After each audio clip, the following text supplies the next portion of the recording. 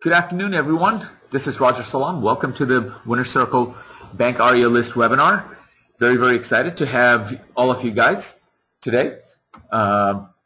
This webinar is being recorded, so in case you want to review this or if you missed it and you're listening to it for the first time, welcome. We're going to review the entire process again and give you some extra wonderful tips and some really good news about how we are reducing your fees and listening to you. So what we're going to talk,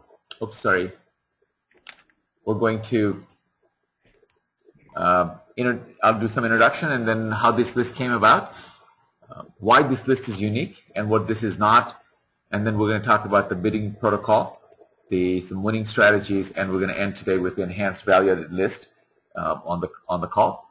So, and wonderful. So with this, let's get started. So very simply, I have my partner Ken Davis on the line with me on this Bank REO project, and the story goes that I've been actually trying to do Bank REO list since probably 2006, 7, and 7, 8, I believe, in that range. I had 2 people full time in my office hired to do this. And every time I tried, I spent thousands of dollars and find out I could never get to the source. Always like a daisy chain, and I couldn't find in both the buyer side, the seller side. I finally found, and after a lot of money and headache and didn't go anywhere, I said, you know what, it would have been faster just me buying one house for $5,000, and buy for $25,000, flip it for $30,000. I would have made $5,000 faster than all this headache and everything else. And so I gave up. This time, this go around, another friend of mine emailed me a list, and I know he's actually a client, and he's not even in real estate. So he sent me this, hey, I've got this Bank REO list, and so of course I knew that he's not the source. So I looked at the list and I said, my God, these prices are really awesome, but how do I'm not going to play this game until I get to the bottom of it. And so my search began. I went to him, and long story short, I said, I'm asking him questions. He can't answer. Then he's turned me on to the guy that sent the list to him. And then I asked him a question, so he started sending me some forms. And I asked questions, and I couldn't answer. And then through one other person, and finally, they said, hey, you know what? This is the guy.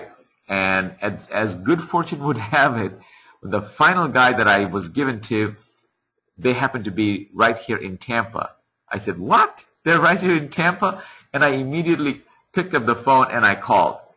And Ken on the other end answered. Ken and I tried to get together, but this guy is so busy because every month he has got this 1,000 to 3,000 properties that he's been marketing for almost 2 years, from working with this list with the bank, and there's an exclusive basis. And he was supposed to come to my office, and he rescheduled twice because he just couldn't make it. And finally I said, you know what, if Muhammad can't come to the mountain will come to Muhammad. I just went to his office, and most important thing, I hit it off that these are real people with great work ethics, high integrity, and they're helping people across the country to move these properties. And this is not their first month that I came across. And I approached them and said, listen, I've got all my students that they would love to get their hands on these properties, and can we create an exclusive relationship that I will market to my students for this part of my program? And that's how this list came about to me. And so there has been some miscommunication, or people want to hear what they want to hear. And when I'm very careful these days that instead of using the word that this is an exclusive list, and then people get the wrong impression because they immediately go and they look at the list, they search the properties, and they find, oh, it's in auction.com, or I saw the property in MLS, or it's in Hubzu, or some other website that Zillow, Realtor.com, and they go, oh, you lied to me. This is not an exclusive list. It's listed for less over here, more over there. But all of those garbage and clouding, they're missing the boat. The opportunity is not the exclusive list. The opportunity is that exclusive and unique opportunity to bid through us. This list, the bank is, we call it the OCN, is short for Ocwen, and they're a servicer. They service many investors and big banks. They have their own reason. They have to move thousands of properties. And at the end of the month, whatever the reason they have, they gather all these properties that they cannot move. So they've been trying to market these. If people, they could sell it, they would have already sold it. Since they couldn't, they gather these 1,000, 2,000, 3,000 properties and send that list to us. And because they know that we perform, our agreement with them is we have to buy the entire list, bid on the entire list of 3,000 or 1,000 people. For example, this month there's 1,150 properties. We have to bid on all 1,150. And if they accept it, we have to buy all 1,150. No questions. And that's why they send the list exclusively to us. And this bidding, where the opportunity is that typically when you see it listed somewhere, that's the starting bid price. And when we make offer, our clients, our students bid at 40 to 60% of this, less of this bid price, or the starting bid price. So, as you know, starting bid price is already, they make the price low to attract people to start, and we're basing it going below that, 30-40% below that, and to win this property. So there's plenty of room, and big wholesalers buy from us, and they sell to little wholesalers, and the little wholesalers sell to rehabbers. So that means there's enough margin. And every month we end up a small properties that if we don't end up winning, someone else didn't bid, and let's say 1,500 properties, we end up taking it down ourselves. And the ones that we take down ourselves, within 24 hours, we make it available to all our students and our clients if they want it. After that, we even make it available for owner financing through another program called CFD, Contract for Deed, through a different program. But this particular list, we're going to go over the bid protocol. How do you do? What do you do? But just to give you an overall view of, this is not an exclusive list in terms that you have not seen this property anywhere else. Yes, it may be listed 1 or 2 places, or some of them are not listed anywhere. So you will make a bid from the starting bid point of 40%, let's say, of the lowest bid price, starting bid price that's there. So we're going to go over that, and we're going to go over some enhanced list also from this program, and how every month we're buying these and selling this, and when these lists come out, all of those things. I'll let my partner tell you a little bit more. And so here's my partner, Kent Davis. Kent, please add to anything that I've shared with the people, maybe perhaps how this list came about from your perspective, and have what I shared, is that the correct viewpoint? Well, thank you, Roger, and I want to say thank you to everybody who's been diligently pursuing this opportunity. It really is incredible, and I would just echo Roger's statement about there being a great margin for profit from this list. It's just a great opportunity to make profit. We do it. We have been doing this for 2 years, as Roger said, with the Ocwen list. We've worked with Ocwen prior to that, but we lobbied Ocwen very hard, and they have extracted these properties on a monthly basis from thousands and thousands of assets that you can frankly see on their website. But you're going to be paying 80 and 90 cents on the ARV, the real value, as opposed to the opportunity to bid off the list, which, by the way, is established mainly by Ocwen's operatives. That they own a couple of companies that you will find when you're searching the internet for values on these assets. One is their servicing company that basically goes physically to the property, secures them, is their own company called Altisource. Altisource has several dispositions that carry out for for Ocwen. One of them is their own auction site, which is called Hubzu. Now, Hubzu is an auction company that's regulated on how they sell properties nationwide. And for example, they cannot do what they do for Ocwen unless they have agents, which is required by law to represent the property in each city. So the agent's main job for Hubzu and ultimately for Ocwen is to basically meet a protocol, not sell the property. One of the things that an agent does when they secure a property for Ocwen market, they go to that property, they will put them on MLS, and they come up with the list price. So they're serving a very, very basic service for Ocwen. Now knowing that, we can take advantage of that knowledge and understand where Ocwen's thinking and where the underwriters are, what they're thinking about the value based on the agent's BPO. We don't get a copy of the BPO. We're buying down and dirty.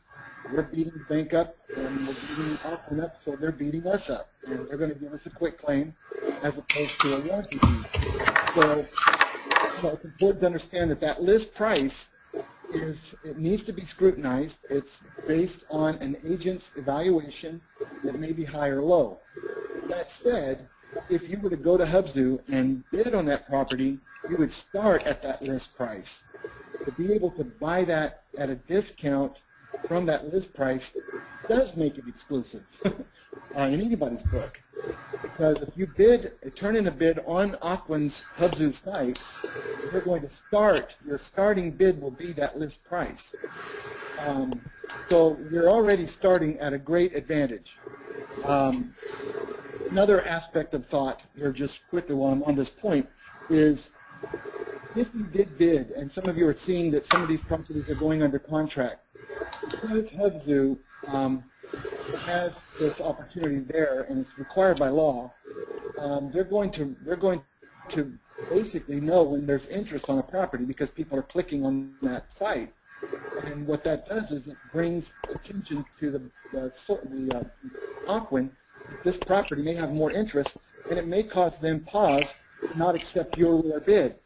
If you do bid with Ocwen, you've got to have at least 2 other bidders before Ocwen can even buy their own system that won't even acknowledge it. If you're the highest bidder, it'll show it under contract. Don't let that discourage you from actually putting a bid in, a lower bid, through us, because the chance is it won't close. There's no money demanded. There's no interaction between the agent and the bidder on Hubzu. So don't get caught in the trap of thinking because it shows under contract that means that your bid's not going to be seen or even possibly entertained, or even better, awarded you. So I just wanted to say that because many times someone will call me and say, hey, I noticed the house I'm bidding on just got reduced, or in the process of my bid being entertained, it went up or went down, or it shows under contract. And I say ignore all that, because many times I have ended up being awarded a property that I know good and well had a higher bid on Ocwen, for whatever reason wasn't accepted and didn't close. You and I are buying from the bank a quick claim, and it's down and dirty, where a full closing demands more expense, more time, more money, and they would simply rather sell it to us at this point. If it's made it to this list, they want to sell it down and dirty. So keep that to yourselves, keep it in mind, and don't get caught up in watching Hubzu, because it really is a false indicator of what's really going on with that property. All right, so now Roger, I don't know if you want to talk about the bidding protocol at this point? Yes. Okay. All right. Well, the bidding protocol is everybody received this list on the 3rd. We got it on the 2nd real late. You got it on the 3rd. And we have until Monday, February 9th at 10 a.m. Eastern Time. You must have all deposits. You have to have contract, we have to have the bid. Well, we have actually till the 10th for the finances, for the deposit, but the 9th at 10 a.m. Eastern Standard Time, we've got to have your bids in.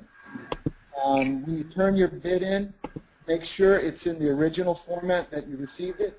Your bid is in column K of the spreadsheet, the master spreadsheet, not the tab. And please, whatever you do, do not rearrange those tabs because they go by the loan number and the address together.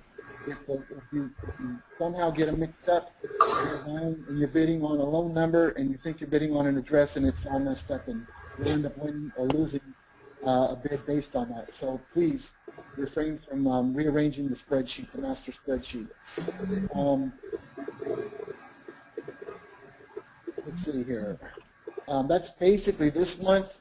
That's giving you roughly around 6 days.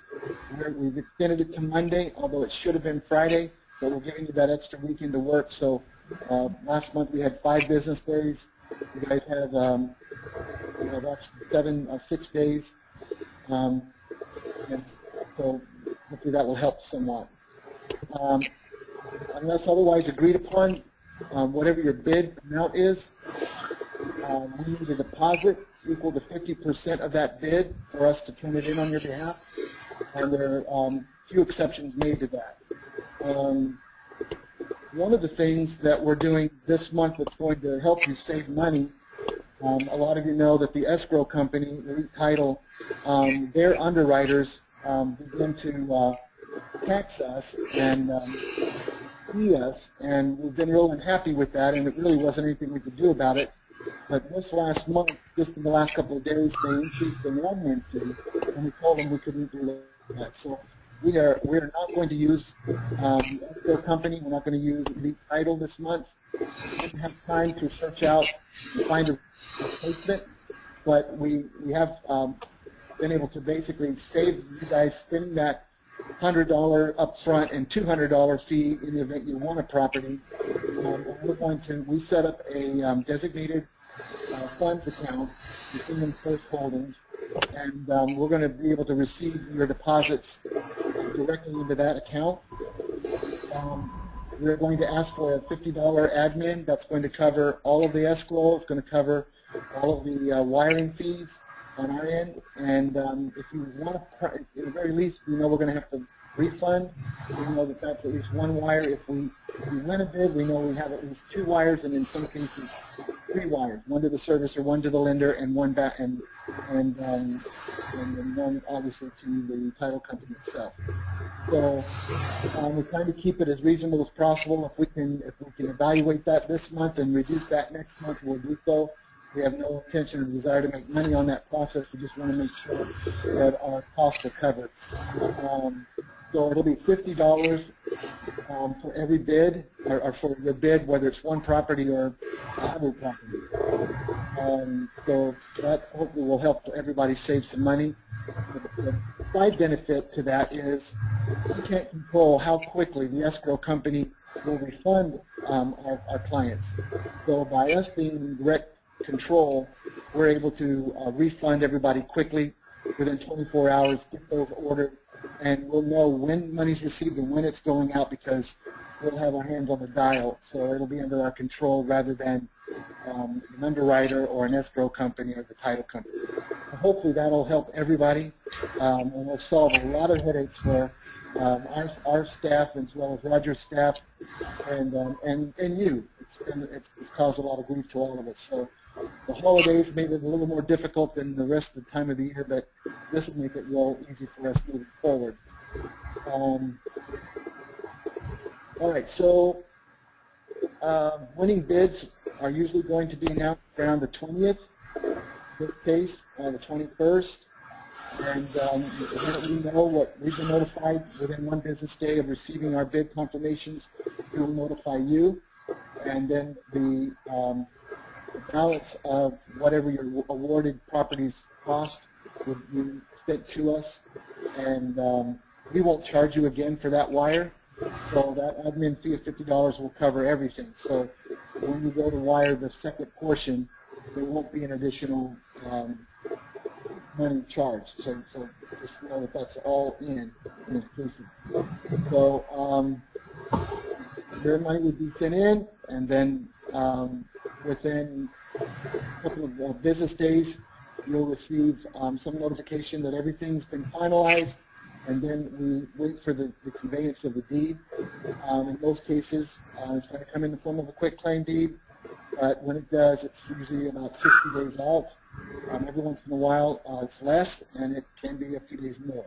But we're seeing that it's taking about 60 days to get all of our deeds finalized and in. So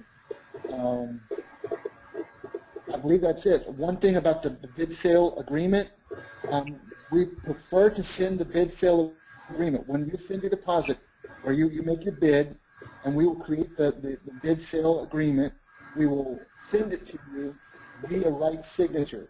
And some of you have had trouble with right signature, but it won't come from us directly. It will come from right signature.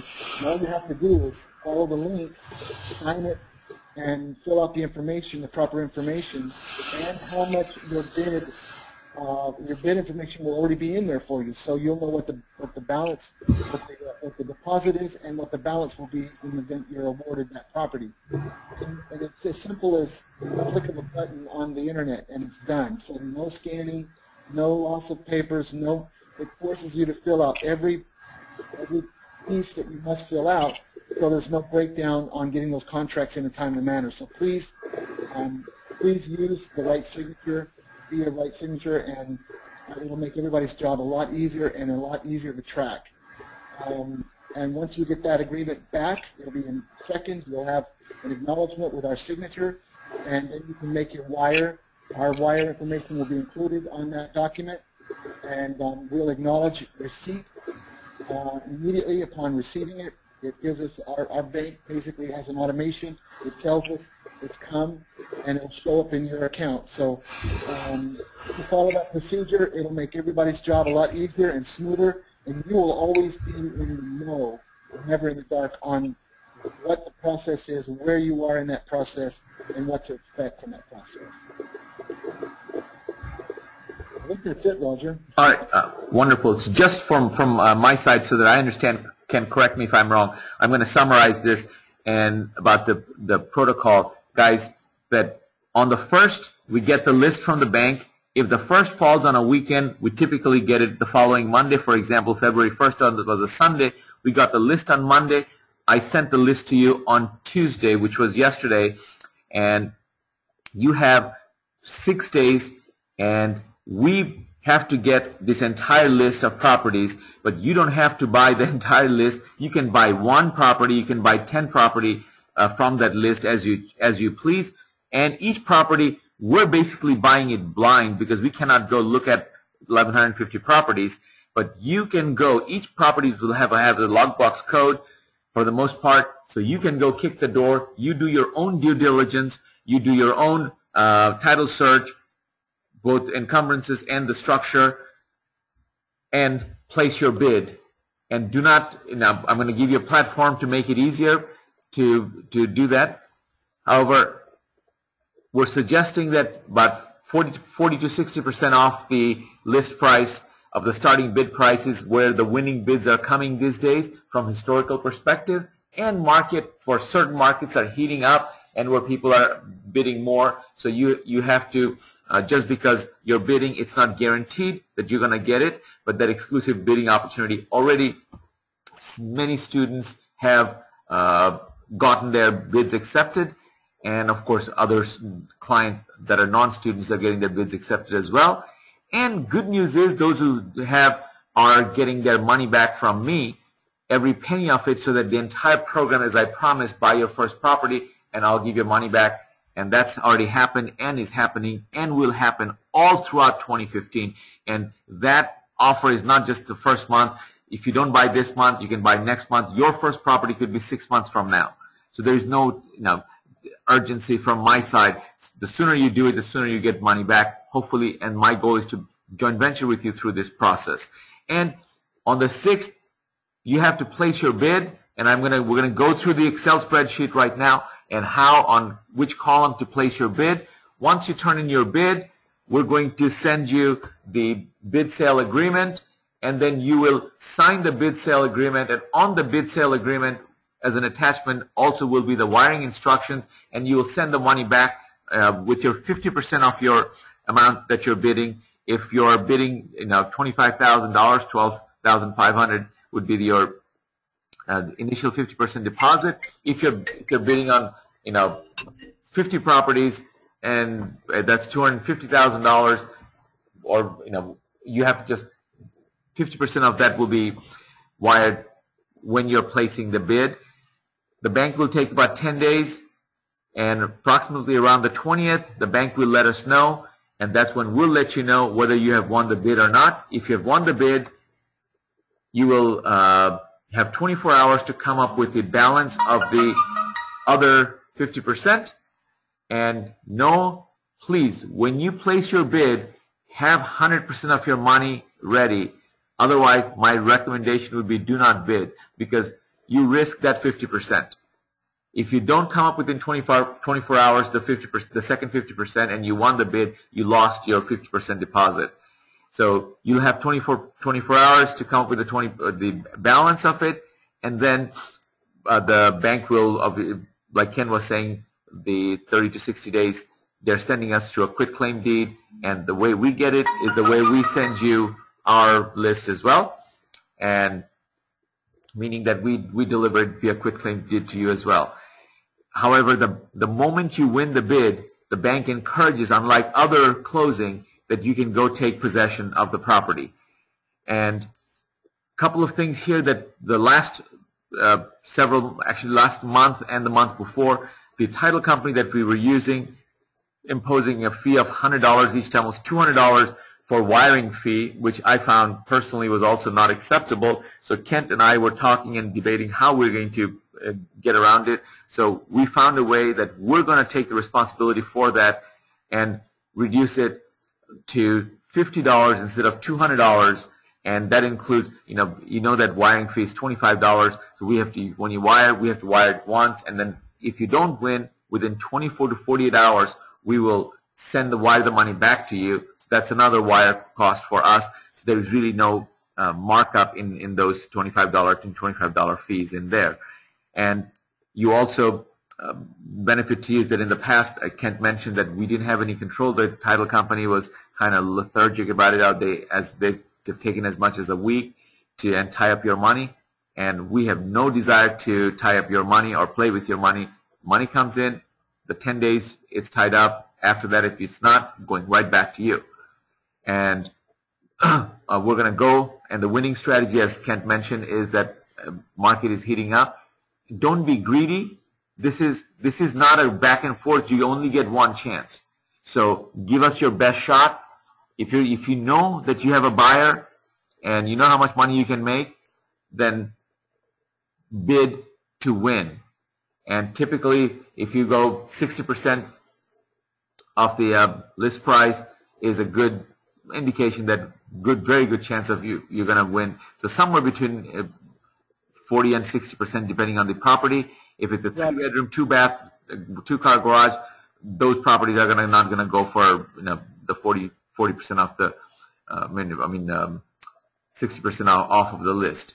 So do your own due diligence. Having said that, just because we say it's 40 to 60%, but if your analysis tells you that no, this is what the number should be, give us your best shot. Just because some idiot wants to pay more, we don't want you to pay more. And finally, that because you can't, myself, we don't make one more dime because we get you to bid for more. The buyer's premium that's coming from our side, on my side, is only $2,000. And all of you know that $2,000 is for a wholesaling for these properties. We leave incredible amount of margin on the property for you. And once you win the bid, you send the buyer's premium separately directly to my office. And Kent, have I summarized? Have I missed anything? No, I think this would be good. I'd like to just, if your students can write this down, this will help them extremely once they're really satisfied that they have a true value on the asset. Mm-hmm. This is what we have found we win bids by utilizing this information. And Garland has shared this, you have shared it, but I'll go slow so the students can get this, because under $10,000, if you feel there's a value of under $10,000, we believe that, which is about 50% of this list, by the way. Yes. 30% is where we find we're winning bids. 30% of the list price on properties that are under the list of $10,000 value. 10 to 20,000, say closer to 20,000, we need to be between 50 and 60% of the list. And because a lot of your students have been in hotter markets, they really need to be pushing that 60%, as you have just described, and I think Mark's going to elaborate on. But if I'm in Tampa and I'm bidding on a 3-bedroom, 2-bath with a garage, I better be more like 65% of that list, 65% of that list. It depends on your market, and it depends on the value. If it's 20 to 30,000 or over 30,000, don't even think about being less than 60% or more of that list. So about 70% of the list is going to go for 30 to 40% of whatever the list is. So if you can write those things down, evaluate that with that sheet, and maybe we can provide that in a letter to the students later that will really help them. It's helped us. This is what we know. Historically, we've had to bid to win, and we win about 10 to 15% every month that we bid on. So that might help everybody. All right, Kent, let me understand you correctly. So for the students' sake, that you're saying, so people sometimes get 30% off the list or 30% off the list. So you gave an example. If a property is the starting bid price, the list price on our list, if it's $10,000 or less, then go bid. Winning bid typically is about 30% of that list. So if it's listed for $10,000, you're bidding 3,000. Am I correct? Right. Well, between 30 and 50. But if it's, say, Cleveland, Ohio, I would be at 30. If it was a $10,000 asset in Tampa, I would be somewhere closer to 45 to 50%. So it just depends again on the market. But yes, you're correct. So if it is if it's a Detroit property or a Cleveland property, and the property is listed for less than, for 10,000 or less, so you can go 30% off that list price, and then, but if it's a better area, Tampa Bay or another place, Nashville, you'll be more like closer to 50% to win that bid. Second tier is if it's between the close to $20,000, 10 to 20, then you're getting into a more desirable property price range, so 50 to 60% of the list price. And if it's 20 to 30K, you better be at about the 60%. And then what about 40 to 50K range? 65 to 70%. 65 to 70%. Okay, so of the list price. And in a second, I will show you how to make that calculation very, very easy and to do a what-if scenario right now. So I'm going to also provide that information to you. Kent will also provide, and other people will provide this information for you, so they have that. Anytime you have any questions, I will give you contact information as well. So this is very, very helpful. And so you know that do not treat all the property the same way. Look at the market, look at the price range, and then go for it. So now, anything else before I bring Mark? No, that's all I have. Great. So, and by the way, we're going to open up for question and answer after this also. So if you have any questions, you can start write down your questions, and then we'll answer at the end. And now I'm going to show something to you guys that one of my students, Mark from Atlanta, when I did the presentation, because he has a background of doing some lists with bankruptcy lists and stuff, and we started talking, and because the list that we get, I'm going to show you. how we get the list is just like this. All we get is the loan number, the street number, street, city, and the property if it's a single family or if it's a lot or it's a condo, and then a logbox code and the list price. That's typically their starting bid price. That's how we get the list. Now, all of us has to go do some, we only have 6 days, 7 days max to research all these properties and that you want. So if you're want to bid on 5, 10, 15 properties, and you have to look at, so how do I make it easier for you? And although I tell people that live where you want to live, invest where it makes sense, but most people want to invest right in their backyard. So the first enhancement that we did is I was sending the property, besides this master bid, I've created some state broken down by state. Like right at the bottom you're seeing the state. For example, I'm clicking on Florida. Florida has this month 152 properties. 152 properties. And then in Florida, the Florida people want to invest. If I live in Tampa, I want to come straight to Tampa, and there's 1, 2, 3, 4, 5, 6, 7, 8, 9. Oh wow! Yeah, I didn't even look at. So this is good number of properties in Tampa. So that's how they do it. So that you don't have to go to the master bid list and look for Florida over here and then get lost. So making it easy for you. Your time is valuable, and we're doing this extra work. Instead of just, so we put it by state, and then within the state, we alphabetize by the city. So you can go straight to your city first, and then your surrounding cities that you know, the Tampa, Clearwater, St. Pete, and Dade City. All your counties nearby, and you go right for those properties. That's just the way it is. So we made it easy for you. Then, regardless of what we do, we have to go and do some kind of estimation of values very quickly. And if we want it, we can do all kinds of, how do we know even if we want this property or not, if there's any juice in this property? Is the list price too high, too low, there's a lot of margin, no margin? How do we quickly evaluate those things? So that's where this list came in. This is what I call the enhanced bank REO list. And Mark has done some color coding also, so that you know exactly what you're looking at, and after the first time you will see this list, it'll become second nature for you. You can very quickly go.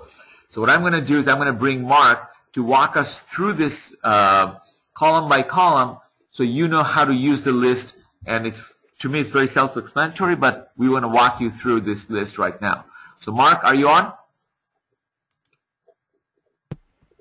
Yeah, can you hear me? Okay, yeah, unmuted. So I'm going to make, do you have your laptop? Yeah, I'm having a lot of technical issues here, but Okay. I'll do my best. I'm losing connectivity every once in a while. All right, so then do you want me to show my screen, or do you want to show your screen and so you can move around? You could show mine, and if I lose it, then you Okay, can reassign. then I'll make you, oops, make presenter, and please accept it.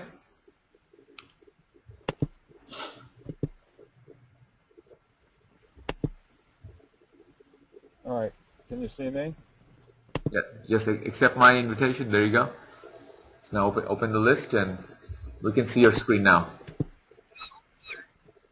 So guys, you can see it's the same Excel spreadsheet that I just showed you a second ago. Now Mark is showing it so that he can navigate easier, and in case he loses connection, he's at a remote place.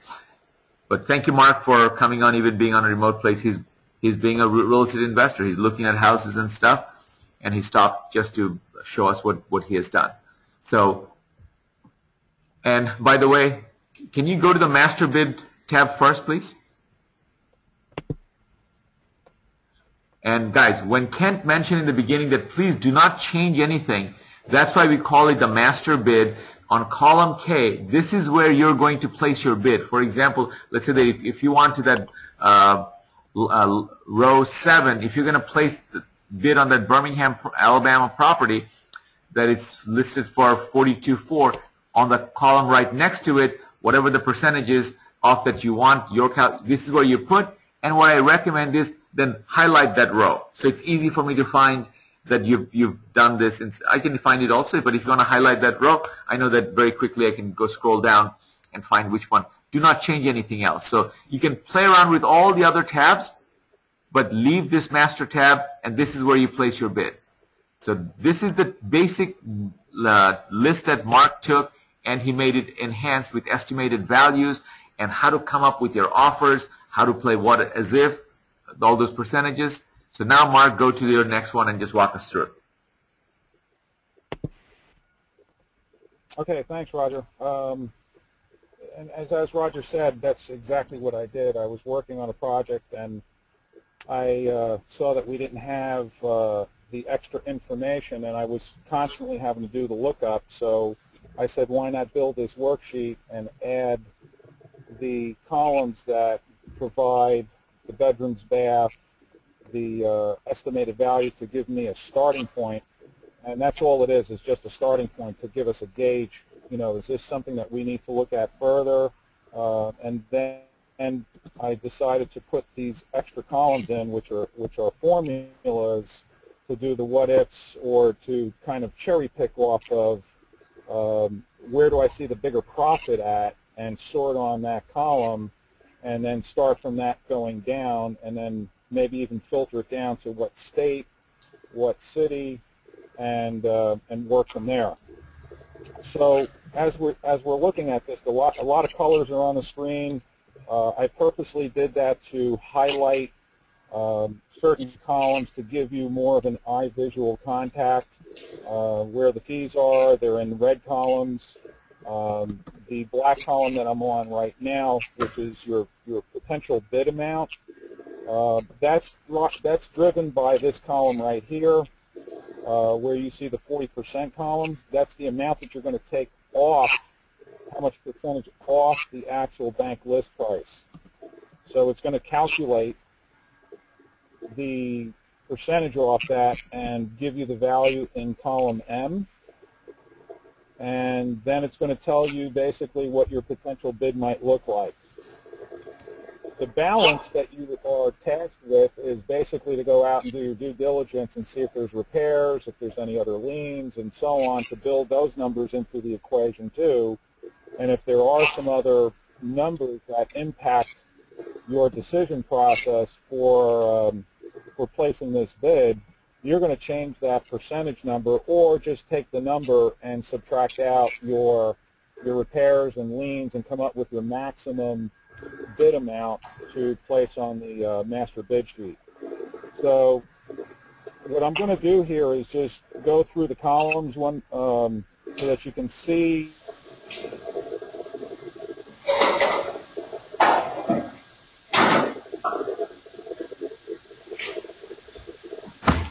Did I lose you, Mark? There goes the connectivity. All right, I must have lost Mark. So when he comes back, here's I'm going to take back control and walk you through myself. All right. May share my screen. Presenter.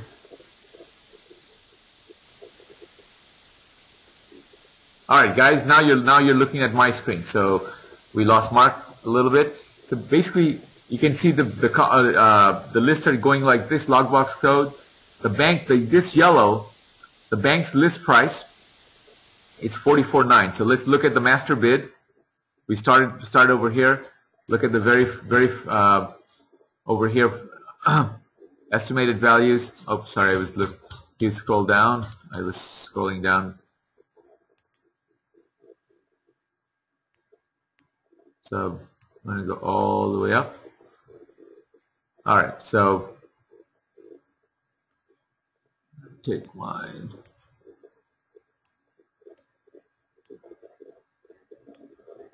There you go. So that you see it's consistent. It's number. So the very first property was over here, 59.3. Oops. Phillipsburg. how do you do it? State, Pennsylvania, Connecticut. So I'm going to go to Florida tab. So any one that you see, the bank's list price over here is starting with the bank's list price, and the total view, estimated value.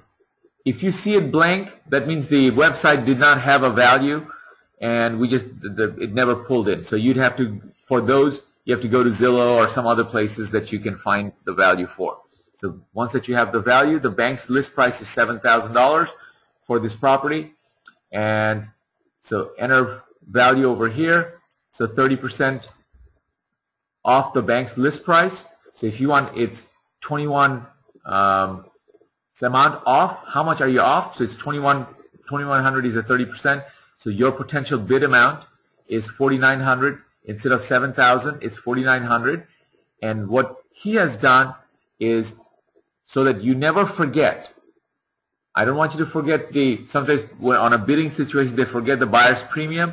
So 49 plus the 2,200 makes it the 7,100. Instead of, if you place the whole thing at 70%, then it would be plus 2,000 would be $9,000. But the property value estimated, look at it, it's 104,000. Now I have no idea if it's, you have to do your due diligence if it's high, low, and this is just a starting point. So here, the reason it's still 200 because Mark was estimating the $2,000 is the buyer's premium, and the $200 is the wiring fee. So he included, because that's an expense for him, he's looking at, hey, you know, it's going to come out of my pocket. So now, right there, instead of $200, it's actually $50. So I left it at $200. I saw he did it, and that's what we did. If you want to go 40% off the list, you go 40 over here, and then all of a sudden, you see the numbers change. So that's 40% off the list, 40% discount. If you want 50%, then you go like this, 50. So you can play around. If you want to go 47%, you can go 47%, and it just makes all those formulas for you, so you can play with it. And then beauty over here is he's also giving you a potential gross profit, just an eyeball number that, wow, not including repairs and other costs. So it includes bid fees and buyer's premium. So if this was just the cost in this property, according to this one, it would be making $98,000. Wouldn't we all? So is the potential greater than 40,000, not including repairs and whole cost? Yes. So what he has done is for himself, he looked at it. If it's no, so if it's yes, now he wants to look at it, but if you can set up yours differently as well. And now you saw over here the value that he brought was from Total View Real Estate. Here he's giving you Zillow's range. So Zillow says the value is from 64 on the low sides to 114 on the high side. And here total value actually gives a specific number, which is 104. So, and e-appraisal is telling us this property is 101,000 to 137,000. And of course the category is single family. The last sale date was in 2000. It sold for $20,000. Price per square foot back then was $25. And it's bedroom, 2-bedroom, 1 bath. Year built is 1950. And I don't know what the walk score is. The total square footage is 800. Lot size is not there. Tax assessed is 33,000. Year assessed, was 2013. Complete address is here. So, you know, he really did all of these things because you can, if you want to, by the way, if you want to go, this is where he got the full URL. If you want the total view, if you take this and copy it and you want to go look at what the real value was over here, you can go and create, bingo, it should take me to straight to that properties in total view. So this estimate for that same property is telling us Zillow is 90,000, e-appraisal is 119, their estimate is 104. So I like total view for the quick glance better than Zillow, but they're bringing Zillow for me, e-appraisal for me, a third one. So it sold in 2000 for 20,000. This time you can buy it for 7,000. So this is for 7,000 you can buy this property. And you can now have multiple exit strategies from here. Ooh. Wow, this looks like a lake here. So it's like dead end over here. So maybe I'll look into this property. Where is Lake Alfred is a very good lake. Yeah. Good where is Alfred? Just north of us, Ocala. It's kind of northeast. Northeast. Good fishing. Beautiful area. All right, maybe this is looking better and better. I'm just looking at this. Nobody bid on that one. I'll bid on it. Yeah, nobody bids on this one. I'm going to bid on this one. So guys, now that you're here, the reason you come over here is because you can actually see the comparison. How did they come up with this value? These are the comps that they used. So this one sold in July. You know, look at the prices that they sold, 95, 66. And now you can decide, and you can change. If you have RealQuest, you can go and change your parameters, get some recent comps, last 90 days. So you can now decide if this is the right one, wrong one for you. So you decide. But regardless, I believe the tax assessed value of this property was $33,000. So, and you can buy it for $7,000. I don't care what the condition of that property is, and there are properties like this all over. So, and so that's this particular link is. So if you wanted to go, so he did all that work for you, and he also gave you Google Maps. So if you wanted to go there, you can take want to look at it, you can take this, and I'll open another tab. And he created the Google Map link for you also.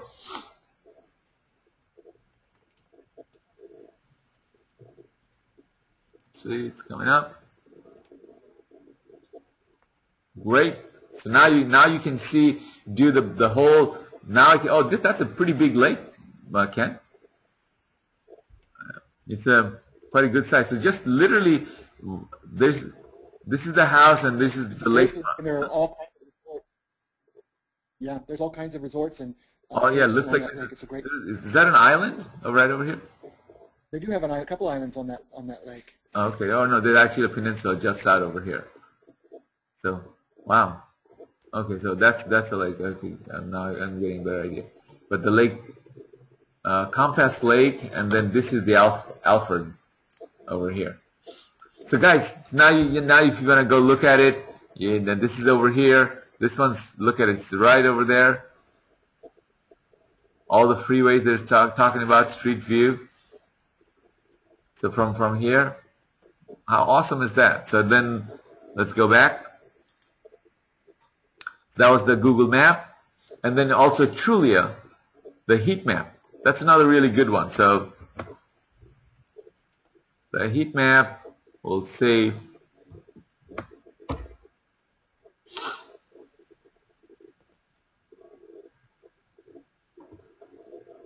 So you have all kinds of information, the listing price, the sale price, the sales price per square feet.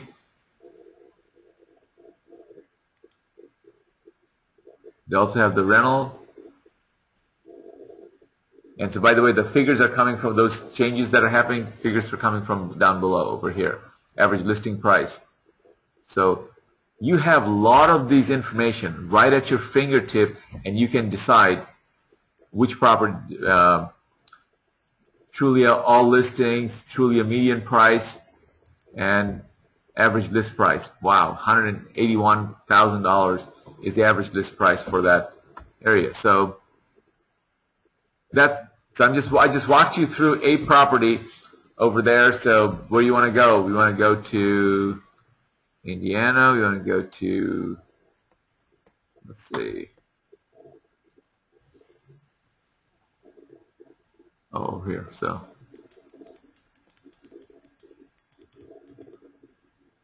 these are for all my Ohio. So how many properties are in Ohio this month? There's 135 properties in Ohio. How many in,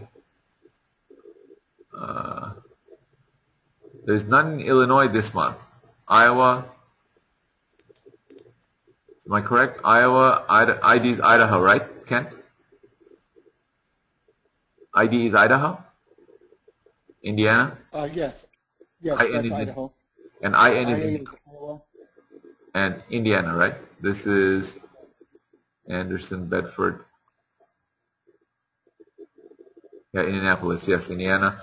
So Indiana has 90 properties. Kentucky, what is this thing? Michigan has 90 properties. So how many in Detroit? So there's your Detroit. Quite a number of properties in Detroit.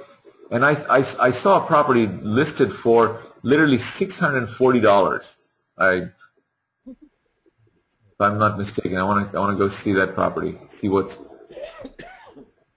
goes all the way back. I want to go to the master bid list.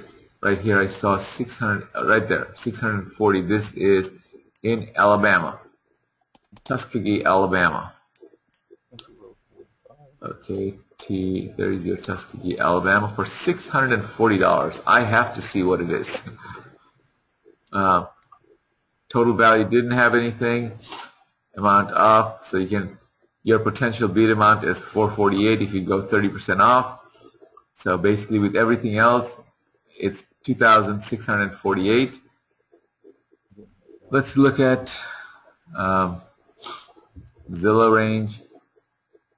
Nope. What is it? This is the total view. So let me go total view.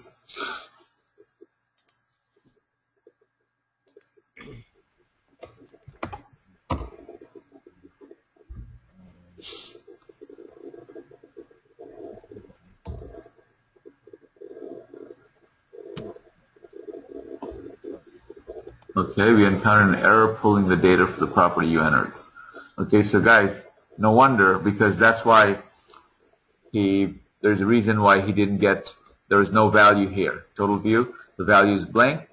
So now you can take the property type is single family. So there you can buy a single family house literally for $2,500 with everything included. Actually less than that because the fee's not $2,200, it's $50. And where's the full address? Full address is not here. You go. All right, so the lowest priced property I saw was $640, and then the highest was, I believe, $59, or I don't think I saw anything over $60 on the master bid. Quick glance, $59. Did you see anything over? Okay, there's a $68. There's a $95. All right, let's look at the $95. This one is in Stratford, Connecticut. All right, $95. Stratford, Connecticut. There's your Stratford, Connecticut. This property, $95. The value is $163. 30%, so that you're 70% off the list. You want it. The amount off is $28,000. I wonder what it would be at 40. All right, the 38 off, amount off, so you're at 57. So you're at 59, and they're asking 95, and it's worth 163. So now your potential profit, if you get it at 59, is $103. So now even if there is $50,000 worth of repair, I can't imagine that for $50,000 you can really turn a new house for $50,000, and there still would be over $50,000 worth of profit for this property. And the question is, who do you know in Connecticut? Who do you know in Connecticut who wants to buy this property? I just know someone right now I just thought of, and right after this I'm calling her. And single family, so all the value, oh, so this one is telling us that it's actually 147 to 200. Zillow is saying it's 178, 133. So they're 178, they're coming at 164 over here. So this, let's see the square footage. This is a, oh yes, it's a 3-bedroom, 2-bath. They don't have the square footage here for some reason. So I don't have the last sale amount. But that person will go to the county record and get all this information. It's a 1460, almost 1,500 square foot home. Tax assessed is $99,000, so you're buying it below tax, way below tax assessed. So if it's tax assessed at 99, and we can, lot of room. You can buy it for $60,000, under $60,000, and tax assessed is 99. You can buy it and flip it for $5,000-$10,000. You should be every day. So I'm gonna hang up, and first thing I'm gonna call is my friend in Connecticut, and she has money, and I'm gonna get her to bid on this one. Hey Roger. Yes. That property in Tuskegee, Alabama, is a 3-bedroom, 1-bath. It's just in a real rural area. It's got a beautiful, it's a stone house. It's a 1,496 square foot house. Did you go to Zillow? Yes, it's a 3-bedroom, 1-bath. So guys, do you see that? So I'm going to go to Zillow right now.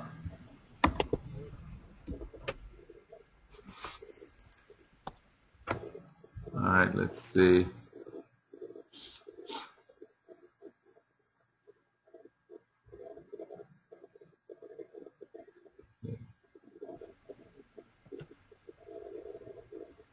Oh, did it not come up for me? You're showing Florida. Yeah, you need to type in there. No, I did Alabama.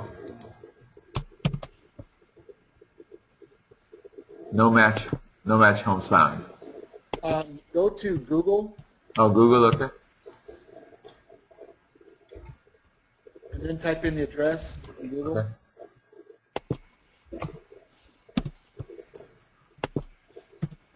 There you go. You're on the first one.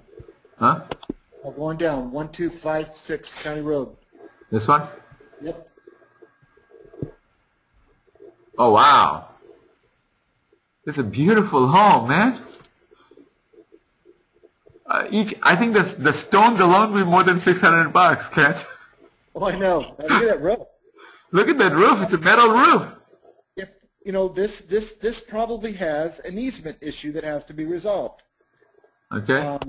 So there's some curative to do, but that's why you get the deals. It's way, if you look at the map view, it's setting in the middle of the woods, which, you know, makes it hard for the banks to market. However, someone local is watching that and has no opportunity to buy it, and then you come along, throw up a sign, do the deal of a lifetime. Yep. So if I go to the map view, so this is probably an easement. You're saying it's an easement issue? Well, I'm just guessing. Guessing, okay. If you back out a little bit, it's off the road.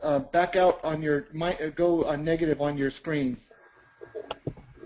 And then maybe go to your earth.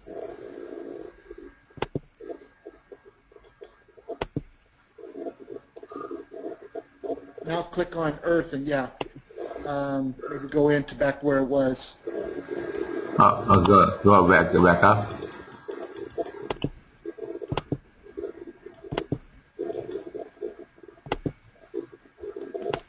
So it's very rural.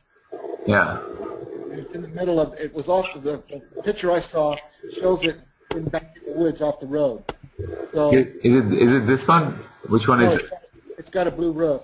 You'll have to go, probably now you have to go back to the page and then do it again and just go slow enough to where it shows up in the Okay. So I did 1256. go back to the actual site, not the map.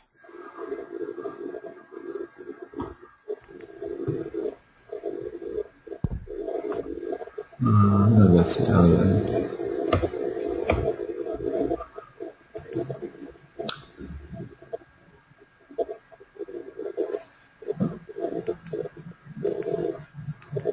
There you are. Okay, stop.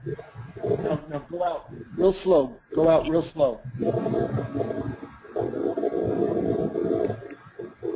Not zoom. You want to go out. Minus. Do it again. Do it again.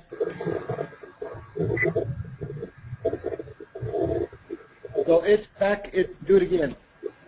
Okay, so you're not seeing it on maps, but I saw it on the Zillow site. It's in the woods, way back up, and it's got a beautiful blue roof. I think just if somebody's living there, just forget about it. For this price. Don't even solve the easement. Just keep it. Let the easement just ride as a rental. Typically, what that is, a farmer developed it and a family member lost it, and the original family member will probably, or the family will want to buy it. And we do deals like that all the time. We love them. Awesome. And then give them a good deal. Yeah. So what does Zillow say the value of the property is? It said it was estimate is 76,000. It was Somewhere around 76,000. the ranges from the Zestimate is 76,920. 76,920. Okay. So guys, The high Zillow is 119,000. holy crap! Pardon my French. Guys, there's some good deals in here. You just have to look and find out. Make friends in those counties. Put a Craigslist ad in that particular county. See who responds. You're not allowed to put the whole list on Craigslist or anywhere else. But if you find a good one that you want to risk a couple of grand, then hey, place an ad. Craigslist is free, and see who responds. And then let them go. Call a realtor in that particular county. And then have the realtor go say, if I buy this property, what can you sell it for? If the realtor says, oh, I'll buy it for $5,000, $10,000, you already got a buyer. Don't even, then just, if you find a realtor that says, hey, you know what, the realtor tells you that, hey, the realtor's going to pay you, they can have a buyer for you for $5,000 or $10,000 because it's probably $76,000. You saw the property, stone house, beautiful, and the bank's asking for $640. Don't even bother taking any discount. As a matter of fact, offer them $1,000. Offer them $1,000. So that means with my $2,000 it's $3,000. You've got a buyer for $10,000. Make $7,000 and go home. Make $5,000 and go home. While others are trying to, okay, shall I take 10% off, 20% off, 40% off of this one? The smart people will find a buyer first and then decide what the price should be. They can, if I were bidding on this and I have a buyer for $5,000, I'd be overbidding, not $640. I'd be bidding $840. So the bank doesn't even think twice about not offering. Because I sell as is, we'll sell. And then where am I going to get the money from? I'm going to get the realtor buyer to get the money. I guess Mark, we have lost him permanently. He was at a place. So you can see that he's done a good job. So you can play with it right now, any way, shape, or form. You can just take, let's look at the Ken's example. Let's go back to Florida. So if we find a property like this one that's 7,000. So on 7,000, we want to go 30% off the list. Am I correct? Just for example, Ken? Yes. So on this one, your bid would be Personally, I mean, I would look at the real. I mean, I'm I know not- that they're. I know that they're listing this property at a low number, but I personally would bid 35 cents of what I thought the real value was. If I wanted to pick that up, that's where I would, which would be more than their list. Okay, so if I go 50%, so it's at 50. It's at 57 with everything. If I go like what you're suggesting, it on a blind, say 70%, which is 30 cents on the dollar, it's for less than, so your potential bid amount is 2,100. That's it. Right. And so guys, you can just play with this. Hopefully, when you're reviewing this webinar and looking at it, how am I playing with this list and with this Excel, you have it, download it, and play with it. And if you have any question, please call. Here's our contact information. You can, oops, sorry. There you go. So Ken Williams, Ken is actually on the webinar right now with us, and I see him. I tried to get him to say something, but I can't get him as a panelist. He is on the call, so he's on top of it. He's very, very helpful. Anytime you call, he's very good at returning your call. So if you need help and you have someone, just like any county in the U.S., the easiest people to find that will work for you for free are a group of people called realtors. And people abuse them. So in your case, don't abuse them. Show them that, hey, you can buy this property. They cannot buy this property because this list is exclusive to you. So they wouldn't even know how to buy that property. But you tell them that, hey, if I buy this property today, forget it, how much can you sell it for me? And how fast? By the way, this is one question that I asked for the realtor.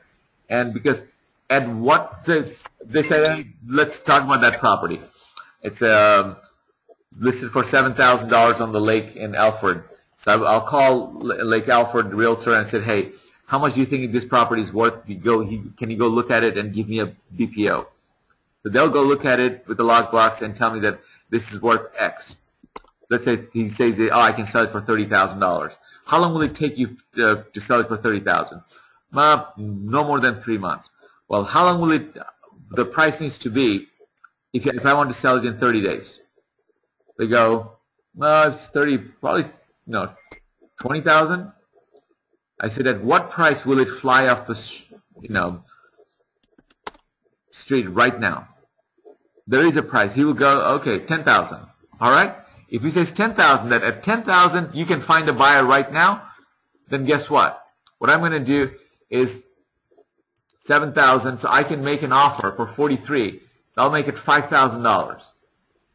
I'll up it up for $5,000 or whatever I want to make, $6,000, and I'll go make $4,000, and I'm done.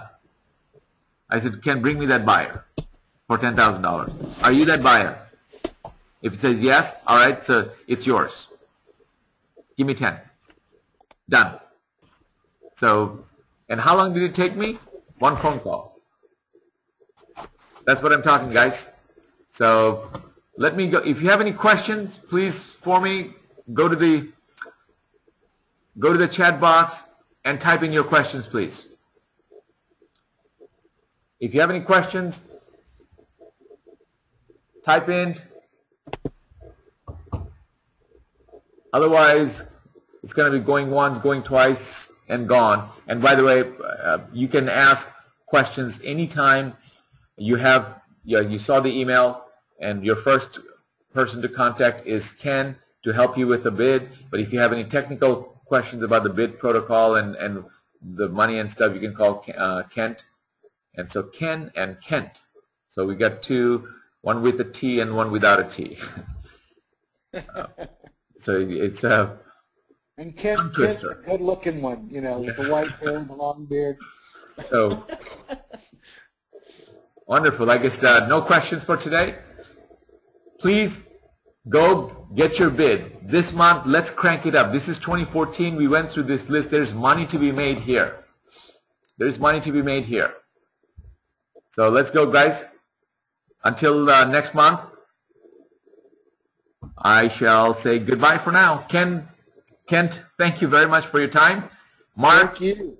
Mark, I know we lost you, but we appreciate you for doing all this, the work. It's really made it easy for us. And this is a starting point. This is not my evaluation point. With that, saying goodbye, good luck, and Godspeed.